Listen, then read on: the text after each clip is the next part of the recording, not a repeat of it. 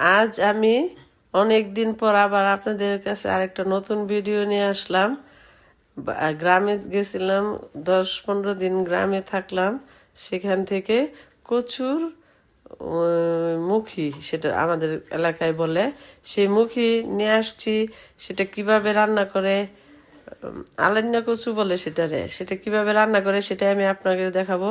আপনারা কেমন আছেন আমারে কমেন্টে জানায়েন। আর আমি ভালো আছি। আসসালামু আলাইকুম। এখানে ওই পেঁয়াজ বাটা, জিরা বাটা, হলুদের গুঁড়ি, মরিচের গুঁড়ি, এগুলা দিয়ে একটু পানি দিয়ে, মাছ দিয়ে একটু আর কি ঝাল করে নিলাম। এবং ওই যে এখন আমরা মুখি বেটে ওইখানে দিব আর কি, তরকারিটার মধ্যে। আমার আবার অভ্যাস হলো একটু পাটায় বেটে খাওয়া সব জিনিস। আপনারা কিন্তু ব্লেন্ড করে নিতে পারেন।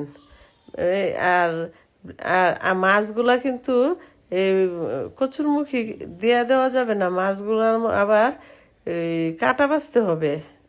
কাটা দিলে মুখে বাজে, সেই জন্য আমি মাছগুলা উঠাই ফেলতেছি। উঠায়া ওগুলো বেছে কিভাবে আবার দিব সেটাও কিন্তু দেখবেন আপনারা।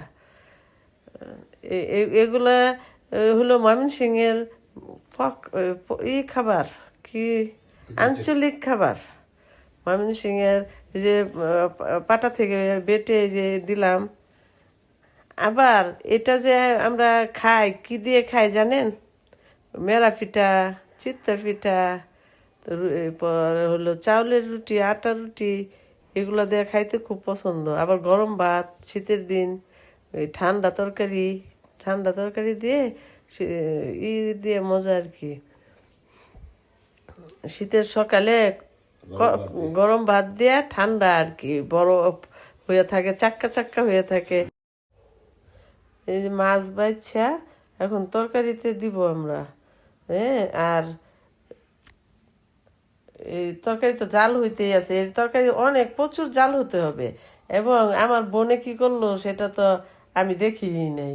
সে চুপ করে একটু তেঁতুল দিয়ে দিছে। তেঁতুল দিলে নাকি অনেক মজা হয়, বুঝলেন? আমি তো এই তরকারিটা অনেক আর কি আগে খেতাম, মানে আরো 32-33 বছর আগে আমি রান্না করতাম। কিন্তু এখন আমি ঢাকায় এসে এই কচুটা পাই না বলে রান্নাও করতে পারি না। কিন্তু আজকে আমি বাড়ি থেকে এসেই প্রথমে আগে এই কচুরমুখী রান্না করলাম। আর মন ভরে এটা খাবো আজকে। এই দোকান থেকে নিজে তো চিতল পিঠা বানাইতে পারি না, কিনে আনবো আর কি। ওই যে আমার বোনে ওই কাজটা করলো, দেখছেন? এই আমি কিন্তু এটা জানি না, যে ভিডিও করতেছি, দেখলাম যে ভিডিওর মধ্যে দেখতেছি, কিন্তু আমি দেখি নাই। এই ধনিয়া পাতা, পরে হলো পেঁয়াজ পাতা, এগুলা দিয়ে যে জাল করে দেখছেন কতটুকু শুকাইলাম। এটা আপনারাও করবেন এবং রান্না করে খেয়ে দেখেন কত মজা। এই যে এটা বাটির মধ্যে আমি রেখে দিতেছি ঠান্ডা হওয়ার জন্য। এটা পিঠা দিয়ে এখন খাবো। আল্লাহ হাফেজ।